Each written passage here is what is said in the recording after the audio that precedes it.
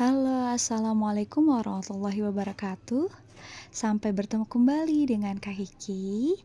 Alhamdulillah, hari ini kita akan belajar tentang biologi. Oke, coba gimana kabarnya hari ini? Apa capek sekolahnya? Iya, mudah-mudahan apapun yang terjadi sekolahnya tetap bisa kita lakukan belajar biologi hari ini dengan enjoy dan fun. Oke, kita mulai pelajaran kita hari ini. Tapi sebelum belajar kita berdoa dulu ya. Berdoa menurut kepercayaannya masing-masing. Berdoa dimulai. Baik, amin. Selesai. Oke, sekarang kita akan mulai tentang biologi sel. Siapa di sini yang masih suka bingung nih untuk menghafalkan organel-organel sel yang kecil? Nah, biasanya ada nih soal kayak gini. Kaki share dulu ya gambarnya ya. Nah, suka ada nih pertanyaan di soal OSN tentang organel-organel sel. Siapa yang bisa tebak ini gambar sel apa? Sel hewan atau sel tumbuhan? Ya, benar. Ini adalah sel hewan. Kalau sel hewan bentuknya bulat. Kalau sel tumbuhan nanti kita akan lihat gambarnya abis ini ya. Kaki akan share juga ke kalian. Kalian hafal tidak organel-organel sel ini? Suka bingung gak sih gimana caranya menghafalkan organel-organel sel ini? Nah, kalau menurut Kak Kiki, cara gampangnya adalah kita ingat-ingat bentuknya dan kita lihat ciri uniknya. Misalkan seperti mitokondria, dia ada jalurnya, alurnya atau zigzag-zigzagnya, ada garis-garisnya, misal seperti itu. Terus untuk nukleus, dia misalkan bulat kayak gitu. Terus karena dia nukleus, inti sel, dia berarti ada yang ada di tengah seperti itu. Terus yang nomor 3 itu ada retikulum endoplasma. Kalian bisa menghafalkan retikulum endoplasma itu yang jalurnya meliuk-liuk gitu, seperti ada saluran-salurannya. Nah, kemudian bagian luarnya ada membran sel seperti itu bisa kalian hafalkan seperti selaput. Dan juga ada bagian-bagian lain ya, yang kayak misalkan nanti ada lisosom, sentrosom, ribosom dan sebagainya. Itu bisa kalian hafalkan dan ingat-ingat ciri uniknya gitu, gambar uniknya. Misalkan ada garis-garisnya, ada bintik-bintiknya, ada meliuk-liuknya.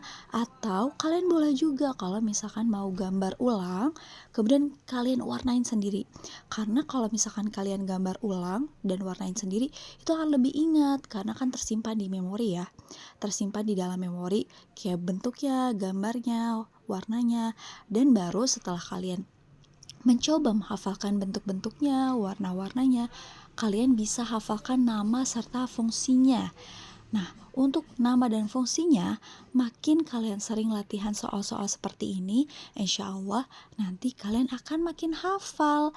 Kayak ini namanya apa, fungsinya untuk apa. Pokoknya makin sering latihan, insya Allah nanti bakal nempel deh, kayak gitu. Oke, sekarang kita akan lanjutkan pelajaran ke gambar serta fungsi-fungsi organel selnya. Nah, Kak Iki izin share gambarnya dulu ya. Nah, ini dia nih, sudah muncul, sudah terlihat. Nah, ini adalah gambar sel hewan ya. Dari bentuknya kelihatan ya, bentuknya bulat, terus kemudian banyak sekali organel-organel selnya. Nah, kan kalau di tubuh kita itu ada yang namanya organ seperti jantung, lambung, dan sebagainya. Di dalam sel juga ada organ yang sangat kecil-kecil. Kita menyebutnya adalah organel gitu ya, organel-organel sel. Pertama ada nukleus. Terlihat tidak? Yang bentuknya bulat, warna merah, ya yang itu. Dan itu ada intinya di dalam.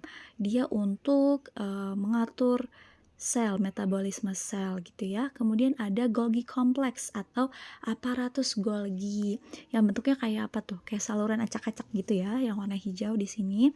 Nah, aparatus Golgi ini berperan untuk ekskresi. Mengapa dia ada di dekat arah luar sel gitu ya? Dia posisinya dekat ke arah membran sel itu karena dia untuk ekskresi, berperan untuk ekskresi. Kemudian yang seperti paralon itu adalah microtubules. Nah, terus ada yang biru-biru kecil kayak kapsul ya. Itu adalah vakuola. Nah, vakuola ini berperan untuk cadangan makanan. Nah, bedanya nih, cadangan makanan hewan dan tumbuhan itu kalau misalkan sel hewan itu vakuolanya kecil. Kalau misalkan tumbuhan dia vakuolanya besar. Nanti kita akan lihat untuk sel tumbuhannya. Kemudian ada retikulum endoplasma tuh ya, yang dekat-dekat inti sel. Nah, itu tuh berperan untuk kayak sintesis protein dan sebagainya. Terus ada centrioles yang kecil sekali. Centrioles itu berperan untuk nanti pembelahan sel. Kemudian ada mitokondria yang sempat dibahas di awal ya, yang dia tuh ada bagian zigzag-zigzagnya di tengahnya gitu, ada saluran-salurannya seperti itu. Nah, dia berperan untuk respirasi sel. Nah, ada fakta nih, ternyata ibu kita itu menyumbang mitokondria ke kita. That's why kita tuh kadang suka ngerasa kayak ada ikatan batin sama ibu kita, karena ibu kita ikut merasakan gitu sel kita di dalam. Dan kemudian ada lisosom, dia untuk memakan yang zat-zat yang sudah tidak dipakai lagi gitu. Dan kemudian ada yang lain-lain juga tuh di bawahnya ya, ada plasma membran, itu bagian yang nantinya itu buat transportasi sel ke arah luar seperti itu. Nah, kemudian ada ribosom. Ribosom tuh yang bulat kecil-kecil. Nah, ribosom ini berperan untuk sintesis protein. Kalau misalkan di dalam sel tuh kelihatannya kayak bulat-bulat kecil-kecil gitu. Tapi kalau misalkan kita zoom in, zoom out, yaitu seperti yang bulat-bulat biru itu loh, yang ada di gambar situ ya.